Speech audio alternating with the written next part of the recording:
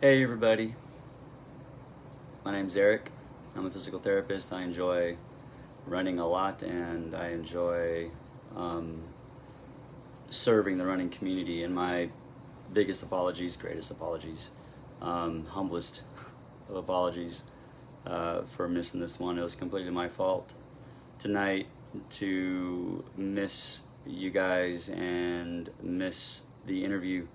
Um, and my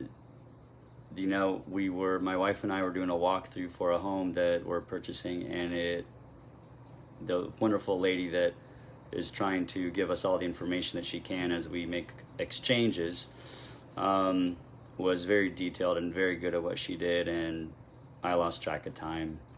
And humblest of apologizes, my apologies to you, Santi. Man, you're awesome, and thank you for being so open to rescheduling this. But the running community out there, my apologies. He was gonna bring some really fantastic information, and it was going to be really good because he's awesome at what he does. And I'll let you all know when it's going to be rescheduled because it's going to be super valuable information to you guys. He was going to talk about why chronic injuries sometimes stay chronic and why recent injuries may end up chronic, particularly for the ultramarathoner and the people in their 40s and 50s that want to continue running but just generally keep running into injuries.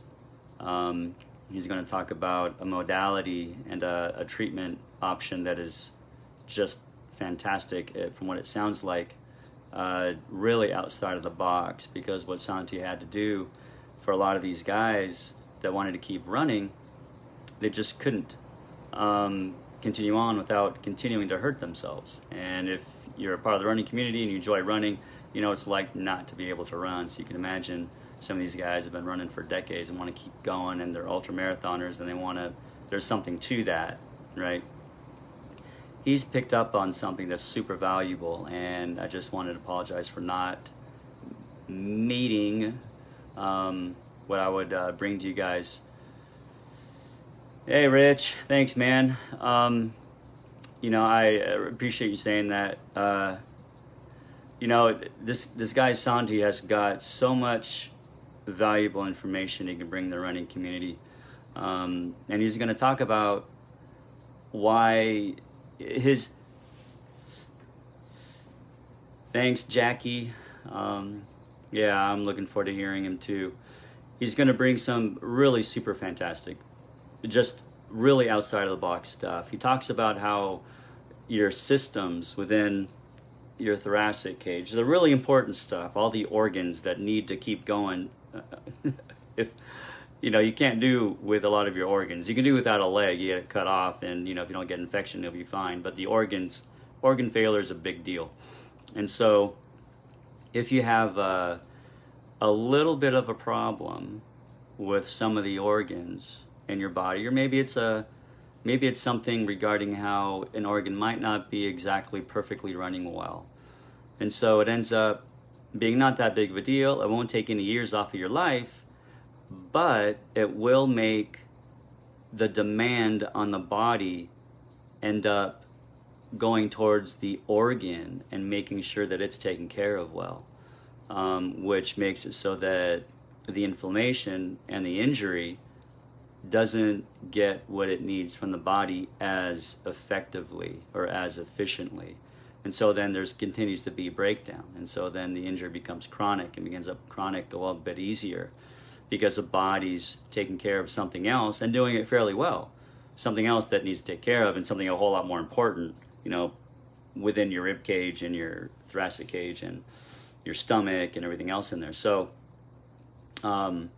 anyways, this guy was going to talk about something that is super valuable to the running community, particularly the people that may be in their 30s, but certainly 40s and 50s and beyond. That is really valuable, I think, to consider, because it works. I mean, he started to get into this, and he was, very questioning about it. But the results he was getting with these guys that were ultramarathoners and wanted to keep doing their running was just absolutely incredible. He's got some fantastic stories, and he will bring that. We haven't rescheduled yet, but he was just super gracious and understanding about this situation that I caused because of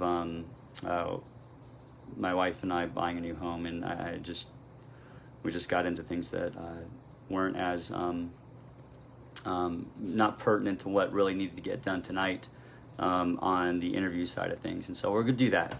We will do that. There's something that I posted on my Facebook personal page that it talked about, what pain points do you have? And so what I'm trying to figure out for you guys, because I know that being runners, we try to end up getting out on whether it be social media, the internet somewhere, and try to figure out what the heck is going on, because it takes so long to get to a doc or so long to get to somebody that actually knows what's going on in a problem,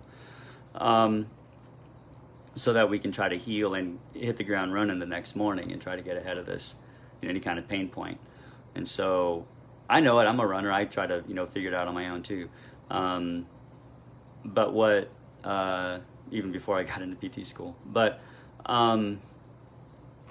so what I'm trying to put together for you guys is a program designed that will help you self-assess and self-manage and allow your body to heal itself. And I have a book with the content already out, but I got a feeling I really need to do a video content as well, because it's just better explained for visuals. And so I'm going to talk about, in the book and probably the videos, I'm going to talk about just nearly all the lower extremity pathologies that I've come into contact with throughout the last 15, 20 years of my career, and tell you guys how to take care of them on your own. Not to, disclaimer, not to, take away from the need to go see a physician or conservative management, one-on-one, but I see just over and over again how many times people come to me in the clinic and they're chronic. It takes, 2, 3, 4 weeks to get to the doc. It takes another 2, 3, 4 weeks to find out if what they did makes it feel better. Another 2 or 3, 4 weeks to get a, referral to another physician that might be a specialist. And you keep on going the pain pill or the injection route, and often enough the physicians that are in the Western medicine kind of model just don't know what conservative management can offer these injuries. So, so I'm trying to get ahead of it for you guys. And what I want to do, if you guys would like, anyone that's watching this video, I'll put that up at the top again. And I'm trying to work with people that over a video content, a pre-recorded kind of a video, and obviously over the phone as well, as much as we need to kind of nail this thing down for each person's pain point, and just create a video series out of it so that people can just figure it out on their own. It's going to be a pain point, how to self-assess or help you self-assess pain by body region. And so it's going to start with the foot and ankle, lower leg, and be the inside of the foot, inside of the ankle, inside of the lower leg, and then all the way around, just to make it easy, because it just regionally, it just makes it better. So if you guys want to let me know what your pain point is, I think I'm going to keep on going back to this, because I've had a lot of responses to that first post. I would just like to know what your guys' pain points are, and over the next couple weeks, I'm going to be going through that and try to dialogue with people and make sure that I can create something for you guys to help self-assess self-manage, self-treat, and give you guys fantastic content by video so that you guys can take care of stuff on your own. Because the Western medical model just makes it so that you end up, you know, going to pain pills, injections, and surgery. Sometimes people just don't know, you know, enough to know who to go to. So I want to bring it to you, if that's all right. So anyways, thanks again for you guys understanding. And Santi, you're awesome. Thank you for your understanding, and we'll do this again. But yeah, if you guys, at the bottom of this video, if you guys want to let me know your pain point, I'd really appreciate that. I'd like to dialogue with you over the next couple weeks and try to figure this out for you guys, and go through things regionally to create some really good content for you guys, because people need to know this stuff. Yeah, so anyways, I see a lot of people are watching. But let's see here. Annie, Salo, Jackie, Brenton, thanks, man. Rich, appreciate you, man. Amy, Chloe, Mick, Dale, Miguel and Rosie, Mohammed, Graham, Daryl, thanks, man. Yeah, Rich.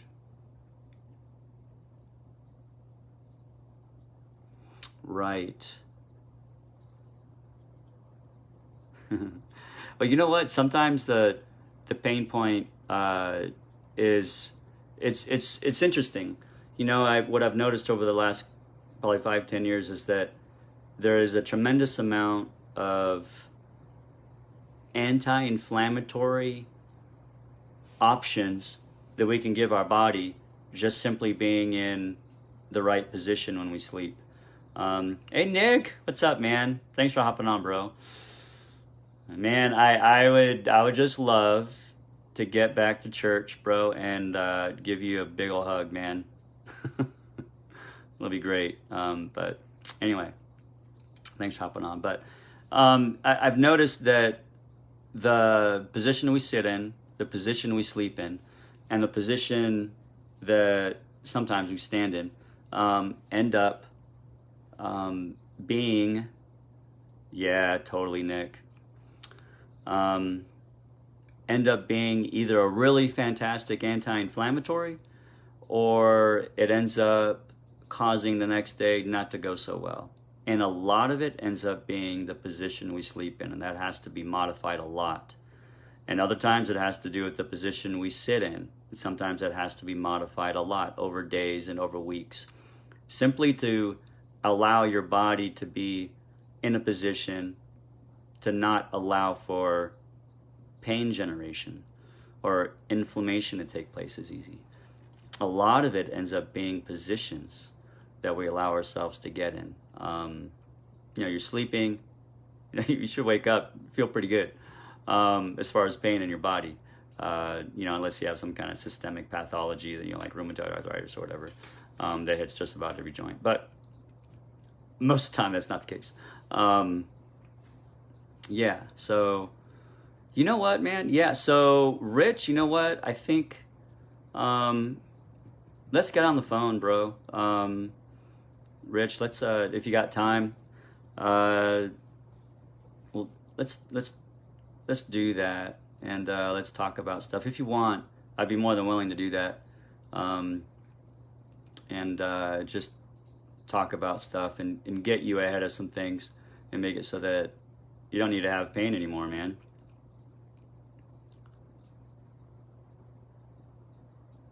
You know what, bro? Rich, yep, that's a really good point, man.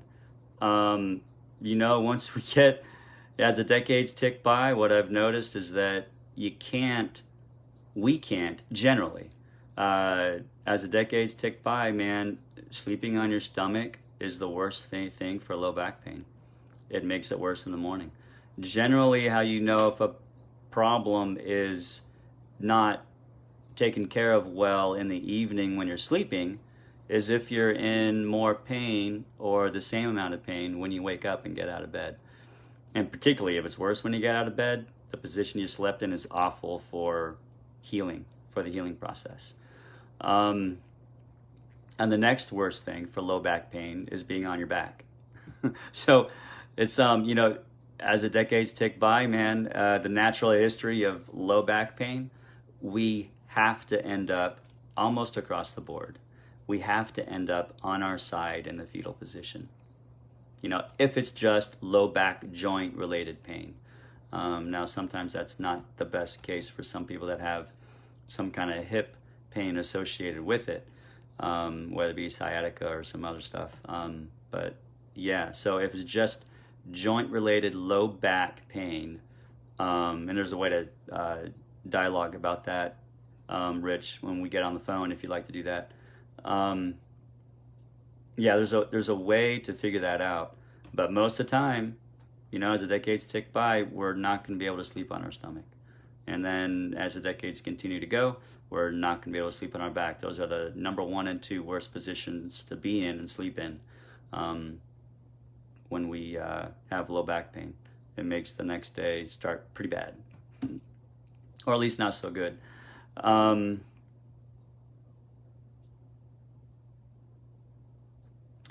Yeah, so found that sleeping. Thanks for chiming in there, Daryl. We gotta talk, man. Sleeping on your side with knee pillow works well for your knees, but can cause neck pain and stiffness. Yeah, so the position that you're sleeping in on your side,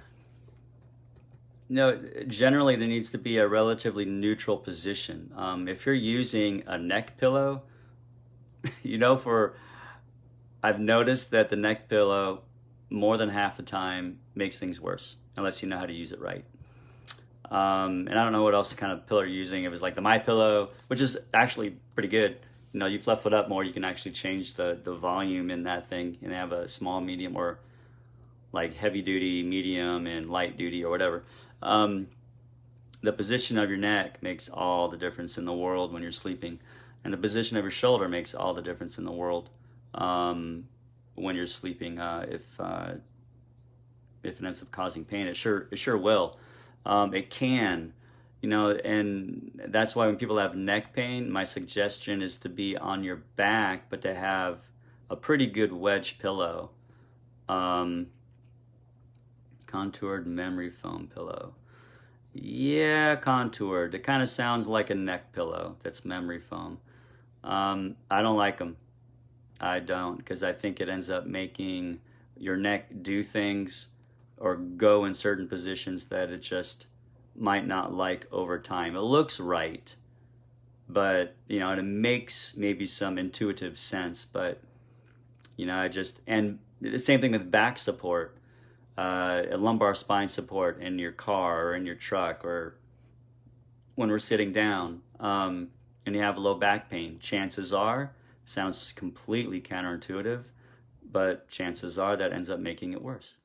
You never would have thought, but that, and just about everybody comes into the clinic, all of my clients that have low back pain, I first start there, and I can say majority of the time, people that have low back pain and they have increased support, right, for their low back pain, it ends up making things a lot worse, or not heal very well, because your back generally wants to go in the other direction.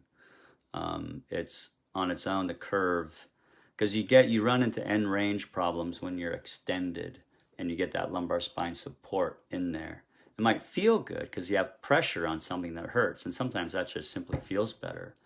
Hey Gary, what's up, man? Thanks for hopping on.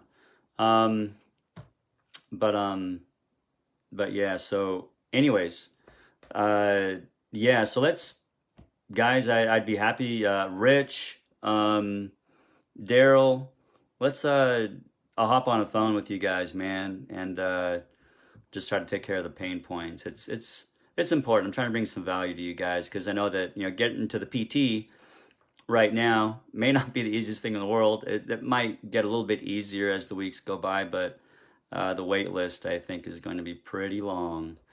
Um, but let's just go ahead and get ahead of it and try not to delay getting better, you guys. So, Rich, Daryl, let's get on the phone. I'll if you like, I'll give you my cell phone and we'll talk. We'll set up a time and just try to get ahead of this stuff. And Daryl, you're awesome, bro. What you do is fantastic, and David's taking care of my truck, man. Great guy, really fantastic guy to work with, and yeah. So anyway, hope all is well tonight for you guys, and stay safe. Dusty, man, I'm about to hop off here, bro. Good to see you, man. Carissa, Fariz, and Dave, thanks for hopping on, guys. Really appreciate your time. I'm trying to bring value to you guys online because we're just not able to find it sometimes, or not able to find it now or get to where we need to go. So anyhow, you guys want me to talk to you and help you out with your pain points? I'd be happy to do it. You know, let's go ahead, and it was my fault that we weren't able to talk to Santi tonight, who was going to bring the heat and bring some fantastic value to all you guys. And so yeah, let's I'll make it up to you guys somehow. We'll chat, and let's try to get ahead of your pain points and get some treatment just over the phone. There's a lot to be said about simply talking about it. Sometimes you just don't need to actually go to somebody. You just need a lot of valuable information to hit the ground running and get yourself to feel better. So anyways, I hope this helps. Anybody watching this, go ahead and chime in. Let me know if you want any help getting rid of some pain points for you guys. I enjoy doing it. And hopefully we'll be able to get some video content out there for you guys so that you can get ahead of your pain points and not wait forever to get the thing taken care of. Sometimes what the Western medicine offers is a Band-Aid and passive treatments, whether it be a pain pill, whether it be an injection, whether it be some kind of passive modality that somebody does to you. Sometimes it's more than that, and some of the responsibility is on us to take care of it and to learn about what our bodies actually need. So anyhow, with that, your body is a fantastic healing mechanism. You just got to give it what it needs to feel better. Anyways, God bless you guys. Have a great night, and chime in. Let me know how you're doing, and we'll chat about it over the phone if you like. Take care. God bless you guys. And Linda and Mark and Ricky and Jim and all you guys, thanks for hopping on. Yeah, have a great night, and we'll talk again soon. Take care.